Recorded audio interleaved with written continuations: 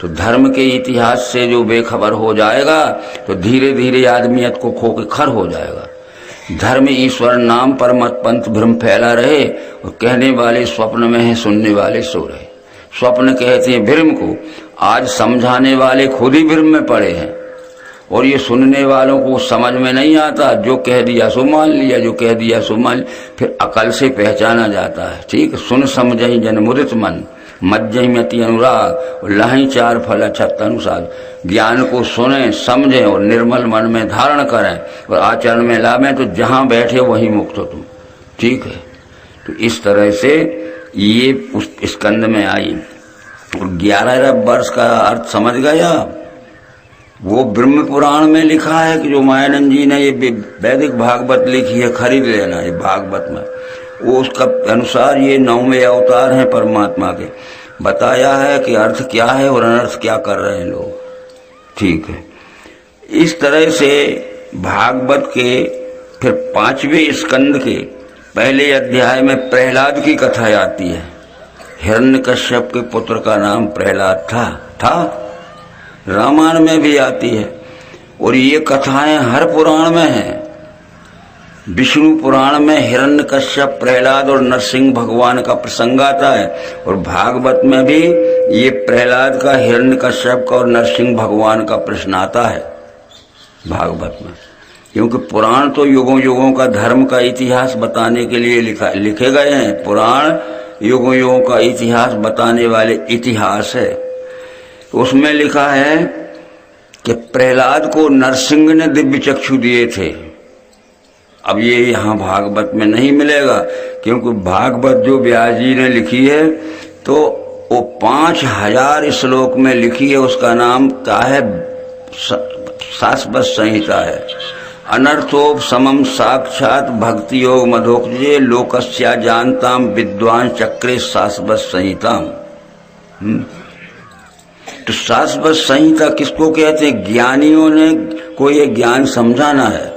सन्यासियों का ग्रंथ है शाश्वत संहिता, यानी सन्यासियों का ग्रंथ है, अर्थ में लिखा होगा। तो ये अब सन्यासियों का ग्रंथ कैसा है? त्रैविद्याम परे नास्ति सन्यास परमम तपा। त्रैविद्याम परे नास्ति सन्यास परमम तपा तपसा शक्यते प्राप्तुम देवत्वम अपि निश्चया। ऋग्वेद, अजुर्वेद और सामवेद में लिखा है इस मनुष्य जीवन की, ज्ञान की, तप की और योग सिद्धि की सबसे ऊंची अवस्था संन्यास है। जीव आत्मा ने जो मनुष्य शरीर में जन्म लिया है तो मनुष्य जीवन की, ज्ञान की, योग की और तप सिद्धि की सबसे ऊंची अवस्था संन्यास। उससे ज्यादा अब मनुष्य ऊंची ज्ञान प्राप्त नहीं कर सकता। तो सन्यासियों का ग्रंथ है। तो उसमें ये भी लिखा है कि कर्म त्यागान सन्यासो न प्रेसोच्चारणे नितु संधो जीवात्मनो रेक्यम सन्यासा प्रकीर्ता। घर द्वार बाल बच्चे छोड़ने से, काम धंधा नौकरी चाकरी खेती बाड़ी छोड़ने से कोई सन्यासी नहीं हो सकता। इनमें रहने से भी कोई सन्यासी नहीं हो सकता। संधो जीवात्मनो रेक्यम सन्यासा प्रकीर्ता। जीव ब्रह्म की, पिंड ब्रह्मांड की एकात्मता का दर्शन जिस व्यक्ति हो गया वो सन्यासी है, चाहे साइकिल का रिक्शा क्यों ना चलाता हो और वो किसी की मजदूरी की खुरपी में घास खोदने क्यों ना जाता हो। देख लीजिए लिखा है त्रैविद्याम परे नास्ति सन्यास परमम तपा। त्रैविद्याम का मतलब है ऋग्वेद, सामवेद, अजुर्वेद। तीनों वेदों में लिखा है कि मनुष्य जीवन की, ज्ञान की, तप की और योग सिद्धि की सबसे ऊंची अवस्था सन्यास। इससे ज्यादा और बड़ा ज्ञानी कोई नहीं हो सकता। तो सब सन्यासी बनने फिरते हैं। फिर ठीक है, पर ये भी तो लिखा है कि कर्म त्यागान सन्यासो न प्रेसोच्चारणे तू। घर द्वार बाल बच्चे छोड़ने से, काम धंधा नौकरी छोड़ने से कोई सन्यासी नहीं हो सकता। इसमें रहने से भी कोई सन्यासी नहीं हो सकता। संधो जीवात्मनो रेक्यम सन्यासा प्रकीर्ता। जीव ब्रह्म की, पिंड ब्रह्मांड की एकात्मता का दर्शन ज्ञान जिसको हो गया वो सन्यासी है। फिर वो साइकिल का रिक्शा क्यों ना चलाता हो, खुरपी में मजदूरी क्यों ना करता हो। इसलिए कृष्ण जी ने अर्जुन से कह दिया कि विश्व सेवार्थ करता है स्वकर्म फल त्याग के, वो सन्यासी वही योगी, त्यागी अग्नि क्रिया नहीं। ये विश्व रूप को पहचान कर और विश्व रूप की सेवा स्वकर्म स्वार्थ छोड़ के जो करता वह सन्यासी है, वही योगी है। घर द्वार बाल बच्चे छोड़ देने वाला, सिर उठाने वाला ना कोई सन्यासी ना योगी। भागवत पुराण में फिर एक बात आती है, ये पूछा जा रहा है उनसे, क्या पूछा जाता है कि त्याग सन्यास दोनों का भेद है जानना मुझे, त्याग में और सन्यास में क्या भेद है, भेद तो बता दीजिए। तो उत्तर क्या देते हैं कि अनेक प्रकार के मतभेद हैं लोगों में, इसमें समझदार जो लोग नहीं है यानी अपने अपने मनगढ़ंत बात करते हैं। पंडित काम्य कर्मों का त्याग सन्यास है कहें, कुछ विद्वान कहते हैं कि सकाम कर्म छोड़ दीजिए, त्याग ना फल कर्मों का कहें विद्वान त्याग वो, कुछ कहते फल इच्छा छोड़ के कर्म करिए। अन्य कोई कहें कर्म दोषी है त्याग ना उसे, कर्म सब दोषी, अच्छे हों चाहे बुरे हों, अच्छे भी छोड़ दे बुरे भी छोड़ दे। और कोई पंडित यूँ बोले सत्कर्म त्यागना नहीं। पर कृष्ण क्या कहते, मेरा निश्चय क्या है वो त्यागना सुन भार। पर मैं क्या कहता हूँ त्याग के विषय में, कहा है पुरुष श्रेष्ठ त्याग 3 प्रकार का, खूब समझ लेना। कहा है पुरुष श्रेष्ठ त्याग 3 प्रकार का, सतोगुणी त्याग, रजोगुणी त्याग, तमोगुणी त्याग। तमोगुणी त्याग के इस समय त्यागी मिलेंगे अपन को सब, जवान हैं, तंदुरुस्त हैं, पर आलसी हैं, कायर हैं, घर में बैठे बैठे खा रहे हैं, माता पिता का कमाया हुआ रखा है, संचित धर्म तो खा गए। अब फिर क्या करें, फिर भी जवान हैं, तंदुरुस्त हैं और स्वस्थ हैं, फिर भी नहीं कर रहे में। तो पत्नी जी अपने पति को कमा कमा के लाती है कि पति की सेवा तो ही सब धर्म है। अब पत्नी भी गुजर गई तो तुलसीदास कहते, नार मरी घर संपत नासी, मूड़ मुड़ाई भय सन्यासी। ऐसे सन्यासी मिलेंगे, समझ गए। तो घुटी मूड़ वालों को घुटी अच्छे अज्ञान में घुटे रहते हैं और तुम्हें घोंट डालेंगे। अरे क्या कह दिया, नारी मरी घर संपत नासी, मूड़ मुड़ाई गए, पेट की भूख तो मिटाना क्या है, हम तो सन्यासी हैं, सन्यासी जी। तो इस तरह के सन्यासी नहीं बनना है। अनाश्रितः कार्यम कर्म करोति या सन्यासी च योगी च, विश्व सेवार्थ करता है स्वकर्म फल त्याग के, वो सन्यासी वही योगी। त्यागी अग्नि के घर द्वार बाल बच्चे छोड़ दिए हैं और काम, ये सन्यासी नहीं है कोई। तो सन्यासी सहयोगी होता है, जो हमें वैभव मिला है, ज्ञान का मिला है, धन का मिला है, तो हम अपने ज्ञान से आपका सहयोग करें। हमारे पास धन मिला है, तो धन से हम दीन दुखियों का सहयोग करें, वो सन्यासी है। ठीक है, सारी बातों को समझिए। तो ये कलयुग में उल्टा अर्थ होगा हर बात का। ये कृष्ण जी ने अर्जुन को समझा दिया। क्या समझा दिया कि गुणों से 3 हैं वेद, बुद्धि के और धैर्य के। हमारी बुद्धि गुणानुसार 3 प्रकार की होती, सत्वगुणी बुद्धि, रजोगुणी बुद्धि, तमोगुणी बुद्धि। गुणों से 3 हैं भेद, बुद्धि के और धैर्य के। सुनवे में बताता हूं भिन्न भिन्न धनंजय। प्रवृत्ति को निर्वृत्ति को, कार्य और अकार्य क्या, बंध और मोक्ष को जाने, बुद्धि उपारता सात्विकी। कौन सा काम करने लायक है जिसमें मेरे सहित सबको सुख होगा, और कौन सा कर्म त्यागने लायक है कि मुझे ही सुख हो और सबको दुख हो। ऐसा कर्म छोड़ दीजिए। अकेले मुझे सुख हो और मेरे परिवार को सुख, बाकी सब लोग दुखी रहो, उनका शोषण करो। तो ये प्रवृत्ति को निर्वृत्ति को, कौन से कर्म में प्रवृत्त होना चाहिए कि मेरे सहित सब सुखी रहें, और कौन सा कर्म छोड़ना चाहिए कि मैं तो सुखी हूं पर सब दुखी हैं। तो सहयोगी होता है सन्यासी, आप अपने दूसरों को सहयोग करता है। तो इस तरह से ये सब बातें होती। परंतु अब सन्यास के विषय में जो बात आती है इसमें कि ये प्रहलाद की कथा में हम आ रहे थे, इतना अपन ने शाखा इसमें ले ली। तो प्रहलाद की कथा में ये लिखा है कि प्रहलाद का और हिरण्यकश्यप का इसी बात का झगड़ा था।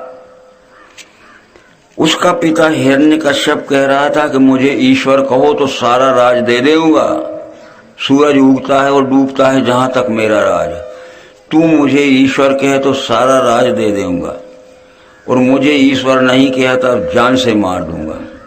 जब प्रहलाद को पक्का निश्चय हो गया कि विश्वरूप ही ईश्वर है, तो प्रहलाद ने कह दिया कि पिताजी, एक व्यक्ति ईश्वर नहीं हो सकता, ये विश्व ही ईश्वर है। तो दृढ़ निश्चय हो गया। तो कितना ही बड़ा लोभ मिले, हम अपने सिद्धांत को ना छोड़ें, और कितना ही बड़ा भय मिले अपने सिद्धांत को ना छोड़ें। तो प्रहलाद के सामने लोभ क्या था कि मुझे ईश्वर कहे तो सारा राज दे देऊंगा, कितना बड़ा लोभ है, समझ रहे हो। और मुझे ईश्वर नहीं किया तो जान से मार दूंगा। तो प्रहलाद ने बार बार कहा कि न शब्द गोचरम यश योगी देयम परम पदम ये तो यच्च स्वयं विश्वम स विष्णु परमेश्वर।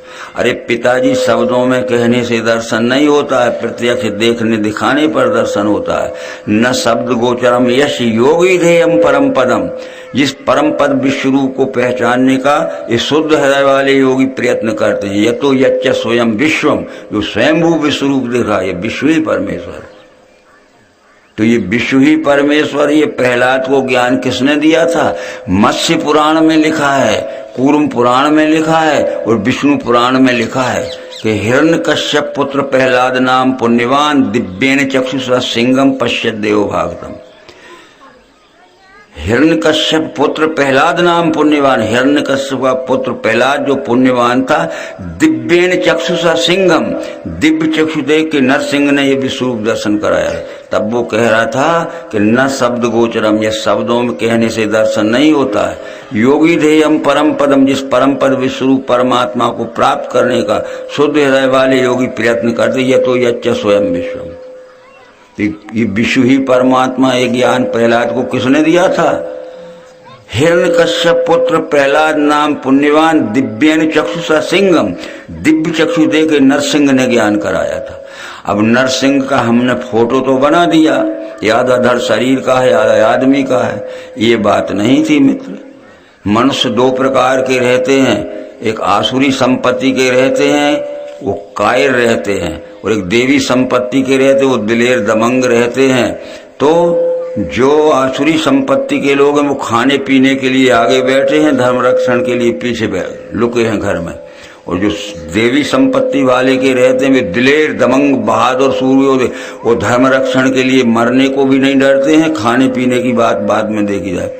ये जंगल में सियार होते हैं, खाने पीने के लिए रात को घुस जाते हैं गांव में और ककड़ी भुट्टे खीरे खा जाते हैं और दिन में छुपे रहते। तो ये सिंह का अर्थ ये नहीं लिखा है नरसिंह का कि आधा धड़ आदमी का था, आधा शेर का था। ठीक है, अब विचार करिए, जब विश्वामित्र जी जब राक्षस अत्याचार कर रहे थे तो महाराज दशरथ के पास राम को मांगने गए। विश्वामित्र गाधी राजा का पुत्र था, वो राज गद्दी पे बैठा था, और ये भी समझ लेना कि वो कुर्मी वंश का ही था, समझ गए, कौशक कुर्मियों को कहते हैं। तो उसमें आज भी वो आप अपने वंश के उसको न भूल जाना, कौशक को, हाँ, कि तुम्हारे पूर्वज कौशक ऐसे थे। विश्वामित्र उसने राज गद्दी छोड़ दी और ऐसे पुरुष की तलाश में था कि राक्षसों को दंडकारण्य से भगाए, क्योंकि इसके पहले राक्षसों ने दंडकारण्य जीत लिया था और 14,000 सैनिकों के साथ खरदूषण चौकी बना के रह रहे थे। इसके बाद भी रावण का आदेश था कि आगे दंडकारण्य जीतो और चौकियां बढ़ाते जाओ। तो मारी स्वभाव ताड़का आदि जीत रहे थे। उसने राजगद्दी छोड़ दी, महाराज दशरथ के पास आया कि मुझे राम लक्ष्मण को दे दो, ये राक्षस तो दंडकारण्य जीत रहे। तो महाराज दशरथ ने कहा कि मैं राम लक्ष्मण को तो नहीं दे सकता, मैं अपनी फौज के साथ चल सकता हूँ, क्योंकि मैं बूढ़ा हो गया हूँ, राक्षसों से युद्ध करते हुए मैं मारा भी जाऊंगा तो उत्तराधिकारी राम बचा रहेगा। भय राम सब भी सब लाए। परंतु ये तो बताओ कि वो राक्षस किसके संरक्षण में अत्याचार कर रहे हैं? बोले लंकाधिपति रावण के। तो क्या कहते हैं दशरथ जी का, न मैं जाऊंगा न राम को देऊंगा, इस समय राक्षसों से युद्ध करना, जीते जी मृत्यु के मुंह में जाना। तो कौशक जी बोले विश्वामित्र के इतिहास को देखो, राजा उसे बनाया जाता है जो धर्म रक्षण के लिए मरने को न डरे। राज किसी की पैतृक संपत्ति नहीं होती है, अगर तुम राज रक्षण धर्म रक्षण के लिए मरने को डरते हो तो राजपद छोड़ना पड़ेगा। क्या राज किसी की पैतृक संपत्ति है? आज डिफेंस मिनिस्टर हो गए अपना, फाइनेंस मिनिस्टर, उसका है क्या हिंदुस्तान? वो रक्षा के लिए सुरक्षा मंत्री बना है, उसका नहीं। परंतु ये बात जब आ गई कि राजा उसे बनाया जाए तो धर्म रक्षण राजपद छोड़ना पड़ेगा, सच बात है। दशरथ जी ने वशिष्ठ जी को बुला लिया कि ये तो विश्वामित्र कहते राजपद छोड़ना पड़ेगा, राज किसी की पैतृक संपत्ति नहीं हो। तो वशिष्ठ जी ने कह दिया कि राम को दे दो, ले गुरु आज्ञा थी। तो जब राम को दे तो दशरथ जी ने कह दिया कि जाओ राम, तो पुरुष सिंह दो वीर चले सकल मुनि भय हरण, राम लक्ष्मण सिंह बन के चले। तो तुम फोटो बना देना, रामायण के पूंछ हिलाता जा रहा है जंगली से। दिलेर दमंग सूरवीर हिम्मत बलद, वो धर्म रक्षण के लिए मरने को न रहे, वो सिंह मनुष्य कहलाता है। और धर्म रक्षण के लिए तो घर में घुसे हैं और खाने पीने के लिए सबसे आगे बैठे हैं, ये खाऊ जो सियार हैं जंगल के।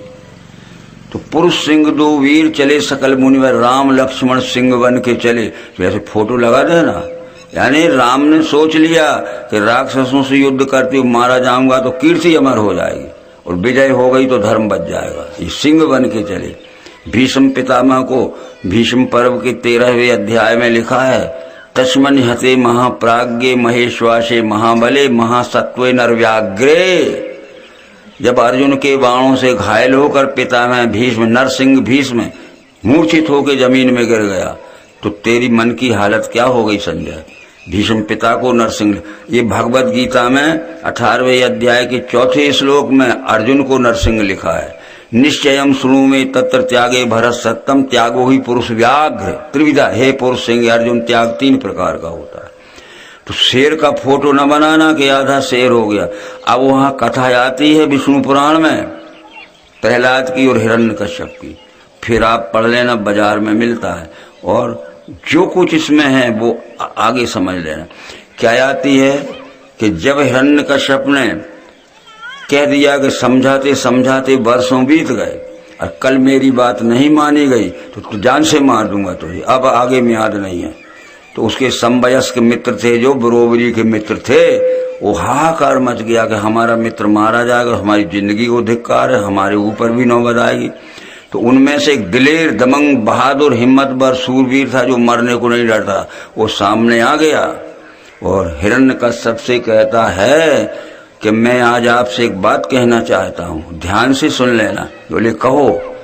आज आपको अभिमान पर और आपके अज्ञान पर विचार करना है, नहीं तो नौबत प्रहलाद पे नहीं आएगी, आप पे आएगी।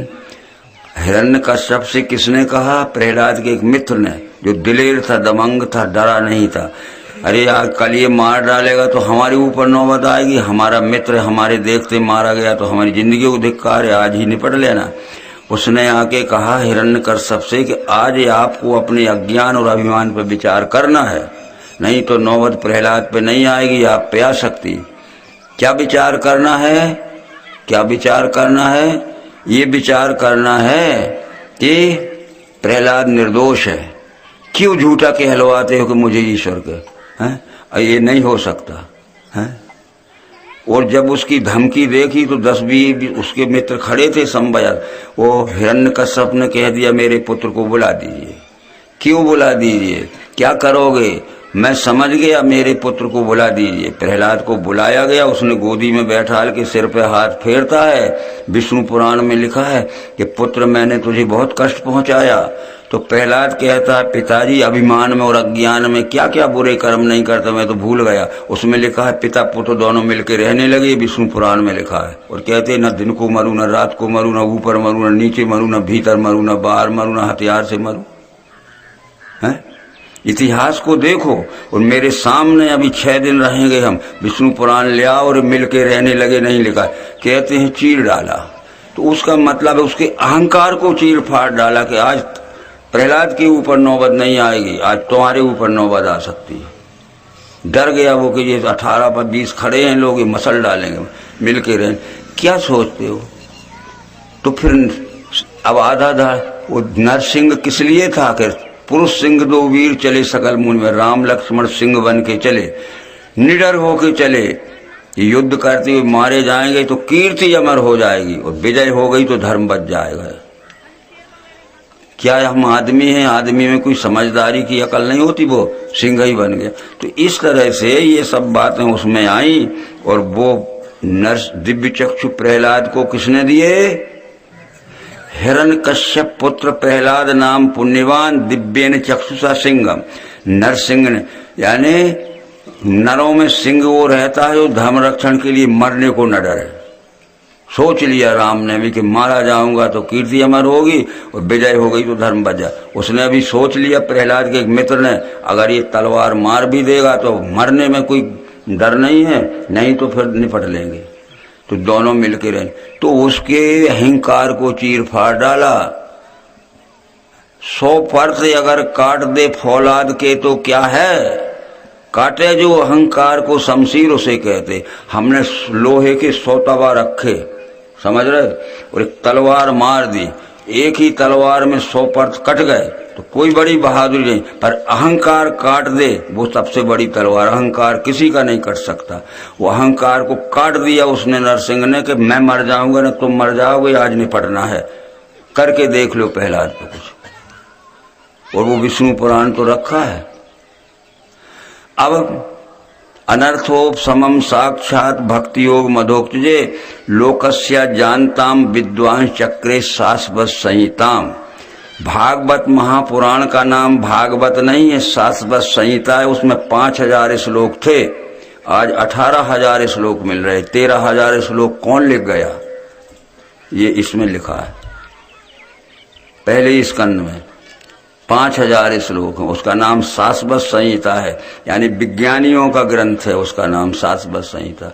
फिर 13000 श्लोक कौन लिख गया, व्यास जी ने लिखा है 5000 श्लोक। व्यास जी तो गए अब, और 13000 कोई वैशंपायन लिख गया, कोई कुंभज जी लिख गए, कोई भरद्वाज जी लिख गए, तो व्यास जी थे ही नहीं। अब उसमें तुम अपना लिखते रहो, लिखाते रहो, पढ़ते रहो, समझते रहो।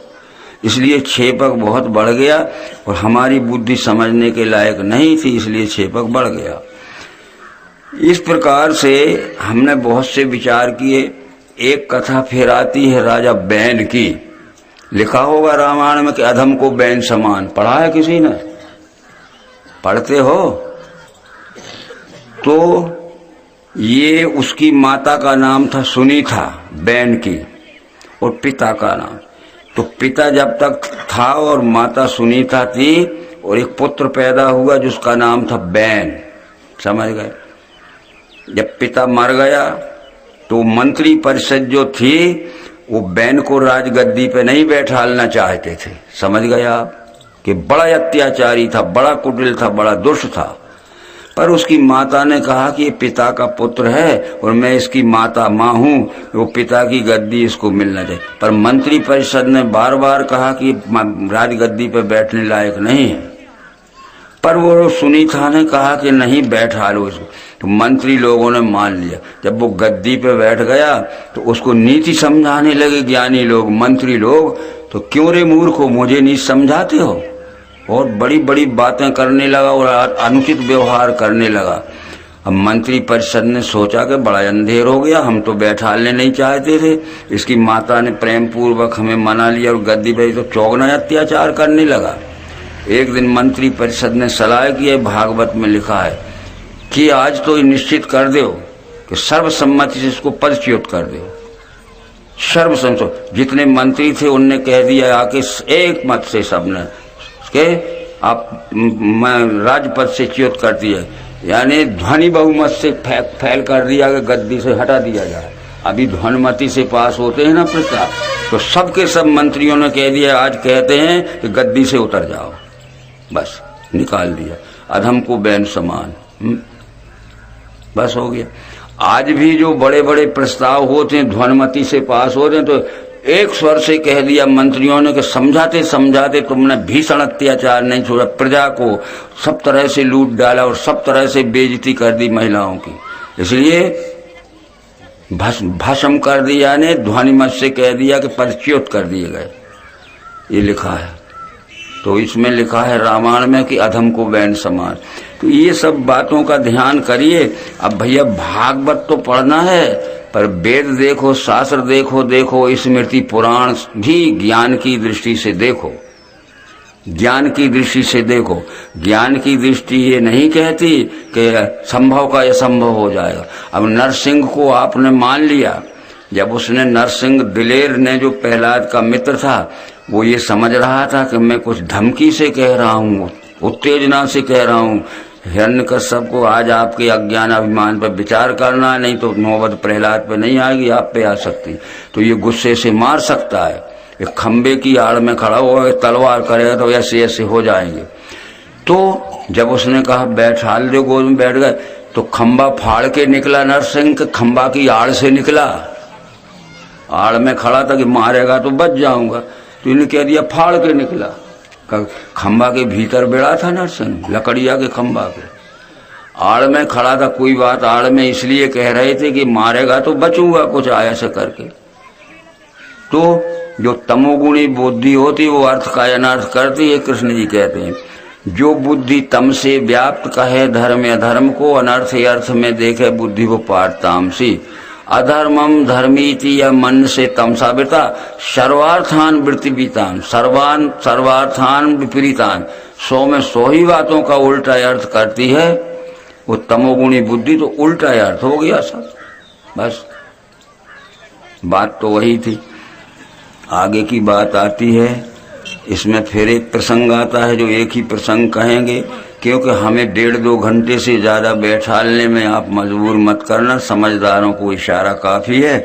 और हम तो रात भर बोलते रहेंगे, तुम रात भर सुनते रहोगे। पर एक बात का विचार जरूर करना, हम एक दृष्टांत देते हैं, दृष्टांत के बाद एक प्रसंग और सुना देंगे आपको। एक आदमी की साइकिल पंचर हो गई, वो साइकिल की दुकान पे गया, तो दुकानदार खाना खा रहा था। उसने कहा वो पंप रखा है भैया, तू हवा भर ले। उसने पंप लेके हवा भरी तो 10-12 पंप मारे और हवा नहीं गई। तो उसने पंप को फेंक दिया कि तेरा पंप बुरा है। अब वो मुंह धो के आ गया साइकिल वाला, उसने अपने पंप को देखा, वो ट्यूब के वालनट पे लगा, 1-2 पंप मारे, वो ट्यूब में से फुसफुस हवा निकल रही थी। तो उसने कहा तेरी साइकिल पंचर है, मेरा पंप बुरा थोड़ी है। तो अपनी बुद्धि का पंचर पहले जोड़ो तो जल्दी समझ में आएगा ना। 100 पंप हवा भरोगे तो पंचर में से हवा निकलते ही जा रही। अपनी बुद्धि का पंचर जोड़ ले तो ये समझदार को इशारा काफी है? कहा ना थोड़े माही समझ है साधु, थोड़े में समझ सकते हैं साधु, परंतु जिनकी बुद्धि में ही ज्ञान प्रवेश नहीं होता है तो ऐसी सब बातें आती हैं। एक आदमी ने 3 मूर्तियां बनाई थी, एक ही धातु की बनी थी, एक बराबर वजन की बनी थी, एक सिर बनावट की बनी थी। एक ही धातु की बनी थी, एक बराबर वजन की बनी थी, एक सी ही बनी थी 3 मूर्तियां। जो आता था मूर्ति की क्या कीमत है, तो वो कहता था इसकी 25 रुपए कीमत है। दूसरी की क्या है, बोले 50 कीमत है। तीसरी की क्या है, बोले 100 कीमत। वो ग्राहक पूछता था कि एक ही धातु की बनी है, एक बराबर वजन की बनी, एक सी बनी, कीमत में फर्क क्यों है? बोले परख लो। क्या परख ले, दिख तो रहा है। चले गए। एक आया, बोले क्या कीमत है? बोले पहली की 25 है, दूसरे की 50 है, तीसरे की 100 है। बोले एक ही धातु की बनी है, एक बराबर वजन की बनी, एक सी बनी, फर्क क्या? बोले परख लो। तो उसने कहा रहस्य को जरूर परख ले। उसने घास का तिनका निकाला लंबा, एक कान में से डाला, दूसरे में से निकल गया, एक कान में से डाला, दूसरे में से निकल गया। जब यहाँ डालने लगा तो अटक गया, यहाँ से मुंह की तरफ से नहीं निकला। फिर ठीक है चला गया, जुट फर्क गया, चला नहीं गया। फिर तीसरी में डाला कि एक कान में से डाला, दूसरे में से निकल गया, एक में निकल गया, दूसरे में, यहाँ डाला तो मुंह में से निकल गया। पर अंदर जब उसने डाला तो एक कान से दूसरे में, एक से दूसरे में निकल, यहाँ निकल, और अंदर डाला तो यहाँ तक चला गया। तो वो 100 की थी, जिसका ज्ञान यहाँ तक चला जाएगा वो 100 की मूर्ति है, पूरा ज्ञान समझ जाएगा। ज्ञान कहाँ बैठना है?